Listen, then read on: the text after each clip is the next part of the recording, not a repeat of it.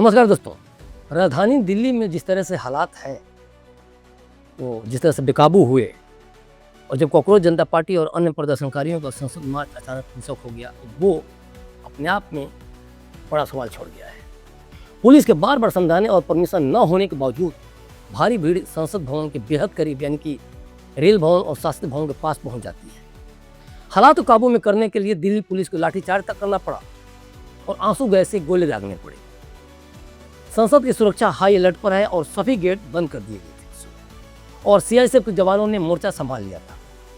इसी बीच एक बड़ी राजनीतिक हलचल भी होती है। समाजवादी पार्टी की सांसद डिंपल यादव समेत कई अन्य नेताओं को पुलिस हिरासत में ले लेती है।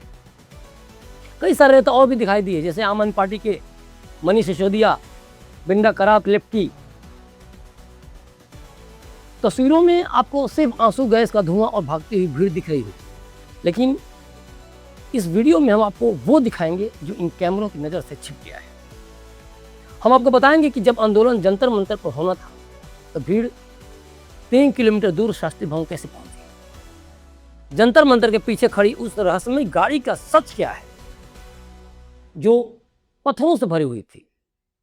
अभिजीत दीप्ति के अनशन तोड़ने और 4 घंटे तक पीछे की इनसाइड स्टोरी क्या है, और सबसे बड़ा सवाल कि क्या सोनम वांगचुक के आंदोलन को पेशेवर उपद्रवियों ने हाईजैक कर लिया था। इस पूरे बवाल के पीछे की असली क्रोनोलॉजी और पर्दे के पीछे चल रहे गृह मंत्री अमित शाह की हाई लेवल मीटिंग का पूरा सच जानने के लिए वीडियो के अंत तक जरूर बने रहिए, क्योंकि आज कई नकाब हम उतारने वाले हैं। दोस्तों, यह सिर्फ एक प्रदर्शन नहीं था, यह दिल्ली पुलिस के इंटेलिजेंस नेटवर्क पर एक बड़ा सवालिया निशान है। प्रदर्शनकारियों को जंतर मंतर पर होना था, लेकिन वे लुटियंस दिल्ली के सबसे सुरक्षित जोन, मैं शास्त्री भवन की बात कर रहा हूँ, रेल भवन की बात कर रहा हूँ, वहां तक प्रदर्शनकारी पहुंच गए। जो जानकारी आ रही है उसमें यह पता चल रहा है कि इसकी प्लानिंग बीती रात 1 बजे से ही व्हाट्सएप ग्रुप पर चल रही थी। जेएनयू से लेकर अलग अलग जगहों से लोग रात में ही लुटियंस जोन में जमा होने लगे थे। सवाल यह है कि जब बैरिकेडिंग थी तो पत्थरों से भरा एक डंपर आंध्र भवन के पास कैसे पहुंच गया। यह सीधे तौर पर एक सुनियोजित साजिश की तरफ इशारा करता है, जहां भीड़ का मकसद सिर्फ विरोध नहीं बल्कि हिंसा भड़काना था। दूसरी बात कि इस पूरे बवाल का सबसे दिलचस्प पहलू इसकी टाइमिंग है। जब कल शाम ही सोनम वांगचुक की पत्नी की तरफ से यह संदेश आया था कि अगर कोई मंत्री उनसे अस्पताल में मिले और सोनम वांगचुक से और संसद में उनकी मांगों पर चर्चा का आश्वासन दे तो प्रदर्शन वापस ले लेंगे, यानी सरकार और वांगचुक के बीच बातचीत का रास्ता खुल रहा था। ठीक इसी दौरान अभिजीत दीप्ति अचानक 4 घंटे के लिए गायब हो जाते हैं और उनका अनशन टूट जाता है। जैसे ही ये लगने लगा कि आंदोलन शांतिपूर्ण तरीके से खत्म हो सकता है, अचानक एक नया और उपद्रवी गुट, उग्र गुट, जिसमें कथित तौर पर सीपीआई, एमएल और अन्य कट्टरपंथी छात्र संगठनों के लोग शामिल बताए जा रहे हैं, उनका ग्रुप सामने आता है और हिंसा शुरू कर देता। सड़कों पर जहां पुलिस और प्रदर्शनकारियों के बीच झड़पें हो रही हैं, वहीं सत्ता के गलियारों में बैठकों का दौर जारी है। केंद्रीय मंत्री धर्मेंद्र प्रधान और गृह मंत्री अमित शाह के बीच लंबी बातचीत हुई। इसके अलावा बीजेपी अध्यक्ष जेपी नड्डा से भी सौरभ दास और कुछ प्रतिनिधियों की मुलाकात साफ साफ वीडियो में या सोशल मीडिया पे दिख रहा है। इसका सीधा अर्थ है कि सरकार डबल ट्रैक पॉलिसी पर काम कर रही है। सड़क पर उपद्रवियों से सख्ती से निपटना और पर्दे के पीछे असली स्टेक होल्डर्स यानी जो हितधारक है उनसे बातचीत करके मामले को सुलझाना। लेकिन सरकार के इस चेहरे को कोई सामने नहीं लाना चाह रहा, लेकिन बदनाम करना है। इस पूरी घटना को ध्यान समझिए ताकि आपको ये पता चले कि हो क्या रहा है। देखिए, भारत के इतिहास में संसद की सुरक्षा में सिनवारी के पुराने अनुभव, चाहे वो 2001 का आतंकी हमला हो या हाल ही में स्मोक कनिस्टर वाली घटना, इतनी सेंसिटिव है कि सुरक्षा एजेंसियां अब जीरो टॉलरेंस नीति पर काम करती हैं। भाई, संसद के आसपास आप आएंगे तो आपको हम ठोकेंगे।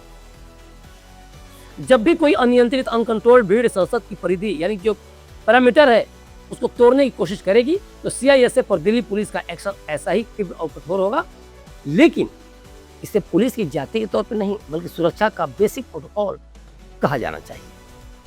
ऐसे तो कोई छोड़ नहीं देगा, वहाँ प्रधानमंत्री मोदी बैठे हैं, गृह मंत्री बैठे हैं, कोई जाकर कुछ भी कर दे।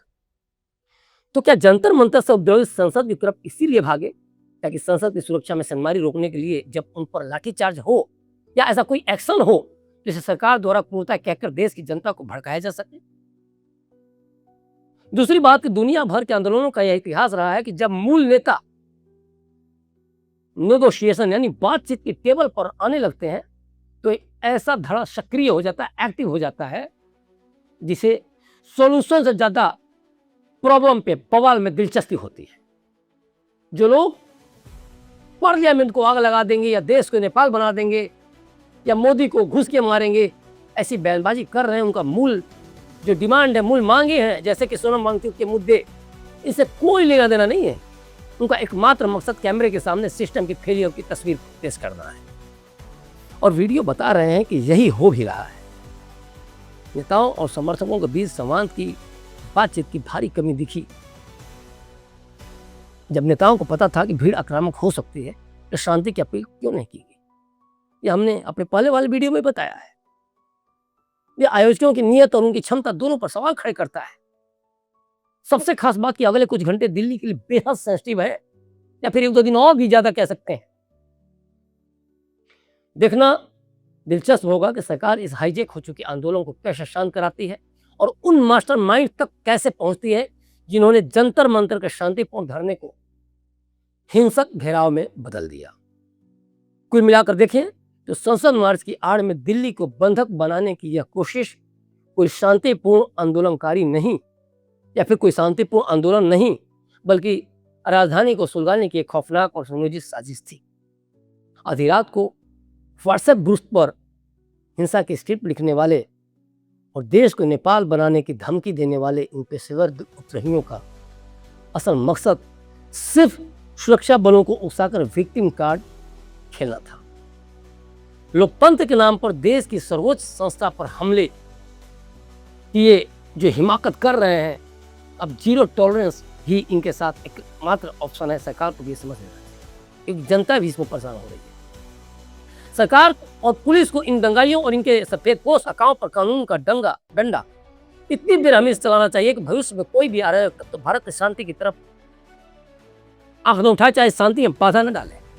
क्योंकि ये जो दिल्ली में इन्होंने किया ना, और जो पिछले 20-25 दिन से कर रहे हैं, ये कितने बड़े छात्रों के नुमाइंदे हैं, ये पूरा देश जान रहा है। तो इसलिए जरूरत इस बात की है कि अब और नहीं, इनको जमकर ठोको और बताओ कि तुम जो छात्रों के आंदोलन का प्रतिनिधित्व अपने आपको बता रहे हो, तुम वो ही नहीं, तुम्हारे पीछे शाहीन बाग और कहाँ की जो सारी चीजें चलती रहती है दिल्ली में, तो ये बताना बहुत जरूरी है कि ये क्या करना चाह रहे हैं। अन्यथा आने वाले समय में ये सच में नेपाल और बांग्लादेश या श्रीलंका बनाने की कोशिश जारी रखेंगे, क्योंकि लगातार विपक्ष का इनको सपोर्ट है, विपक्ष भी यही चाह रहा है। और कोई कुछ उपद्रवी जो है जिनको लेके सुप्रीम कोर्ट के जज ने भी हमला बोला, तो चीज़ें तो इन्होंने तो प्रूफ कर दिया। सुप्रीम कोर्ट के जज को सीजीआई को बदनाम जो कर रहे थे वो तो साफ साफ बता रहे हैं कि आपके ऊपर कोई गलत टिप्पणी नहीं की गई थी। तो इन ऐसे लोगों के खिलाफ सख्त एक्शन लेना बहुत जरूरी है। हमने भी जंतर मंतर पर रिपोर्टिंग जब की तो साफ साफ देखा कि वहाँ किस तरह नारे लग रहे हैं, किस तरह देश तोड़ने की बातें हो रही हैं, और हमारे कैमरे पर अभी भी रिकॉर्डिंग है वो सारी। तो सरकार को चाहिए, अमित शाह को चाहिए, प्रधानमंत्री मोदी को चाहिए कि कड़ा से कड़ा इस पर एक्शन लिया जाए, नहीं तो योगी जी को ही 2-4 दिन के लिए दिल्ली बुला दिया जाए, वो तो मामला शांत कर देंगे देखते देखते, इसमें कोई दो राय नहीं। फिलहाल हमारे इस वीडियो पर आपकी क्या प्रतिक्रिया है, हमें कमेंट बॉक्स में कमेंट कर जरूर बताएं और हमारे चैनल को जरूर सब्सक्राइब करें। धन्यवाद।